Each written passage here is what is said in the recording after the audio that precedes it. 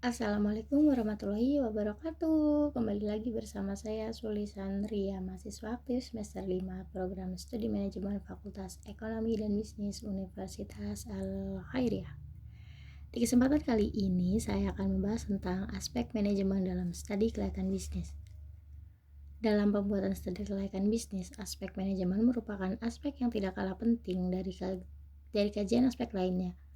Tujuan dari aspek manajemen adalah memanage atau mengatur proses perencanaan bisnis dalam mencapai keberhasilan.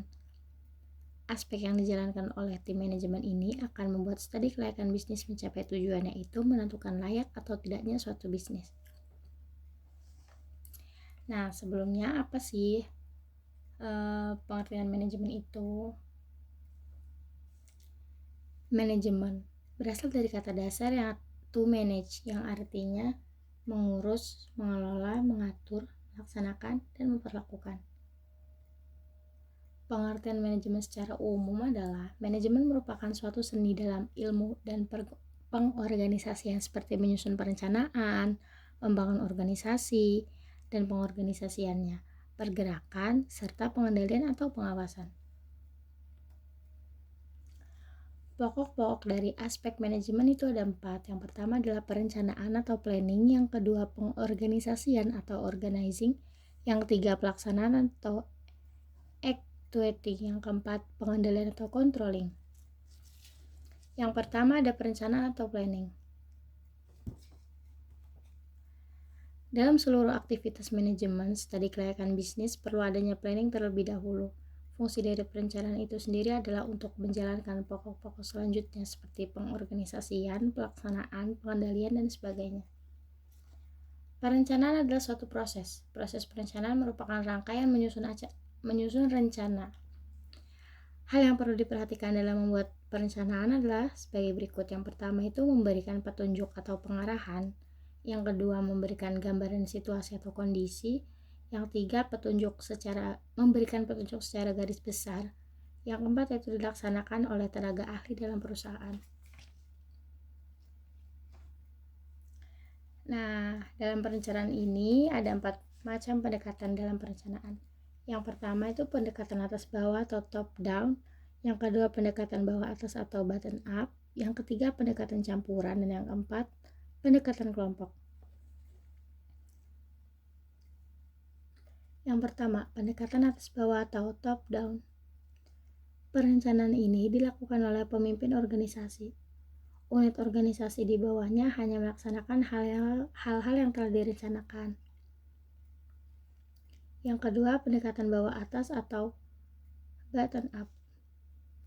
Perencanaan ini dilakukan dengan cara pemimpin puncak atau manajer memberikan gambaran situasi dan kondisi yang dihadapi organisasi, termasuk mengenai visi, misi, tujuan, sasaran, dan sumber daya yang dimiliki. Yang ketiga, pendekatan campuran.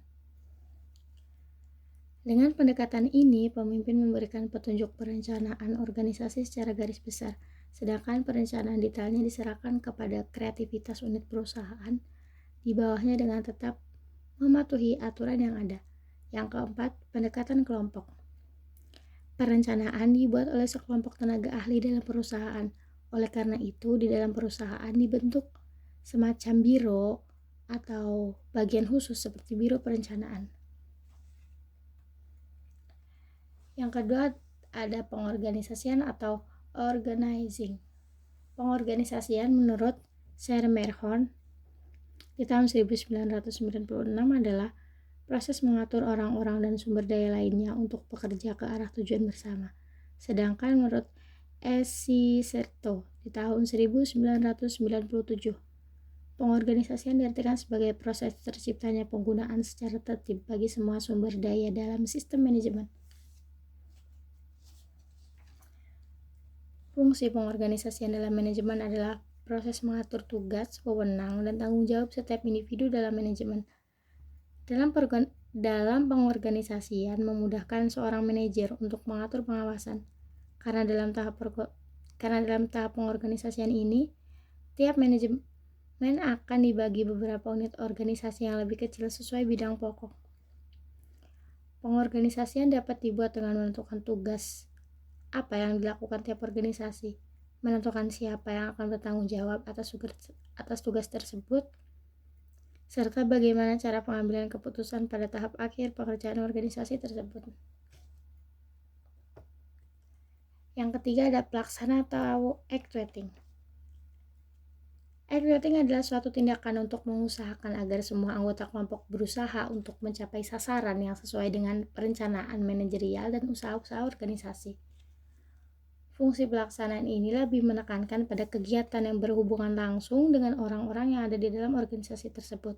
Selain itu, fungsi dari pelaksanaan ini adalah untuk membuat seseorang melakukan pekerjaan dengan lebih baik, menanamkan rasa tanggung jawab, dengan penuh kesadaran dan produktivitas yang tinggi terhadap tugas yang diberikan, dan proses implementasi program agar dapat dijalankan oleh seluruh pihak dalam organisasi. Yang keempat ada controlling atau pengendalian. Controlling atau pengawasan sering juga disebut pengendalian adalah salah satu fungsi manajemen yang berupa mengadakan penilaian, bila perlu mengadakan koreksi, sehingga apa yang dilakukan bawahan dapat diarahkan ke jalan yang benar dengan maksud dan tujuan yang telah digariskan semula. Proses pengendalian dalam aspek manajemen adalah untuk menetapkan standar pelaksanaan dengan tujuan perencanaan, membandingkan kegiatan nyata dengan standar perencanaan serta melakukan tindakan koreksi untuk terjamin bahwa sumber daya telah dilakukan secara efektif. Fungsi dari pengendalian ini yaitu untuk mencegah terjadinya kesalahan dengan melakukan proses pengawasan pengendalian, supaya tujuan yang dihasilkan sesuai dengan rencana, dan melakukan tindak perbaikan atau korektif jika terdapat penyimpangan. Demikian akhir dalam perjumpaan kita kali ini, semoga bermanfaat untuk kita semua. Terima kasih atas perhatiannya, kurang lebihnya mohon maaf. Assalamualaikum warahmatullahi wabarakatuh.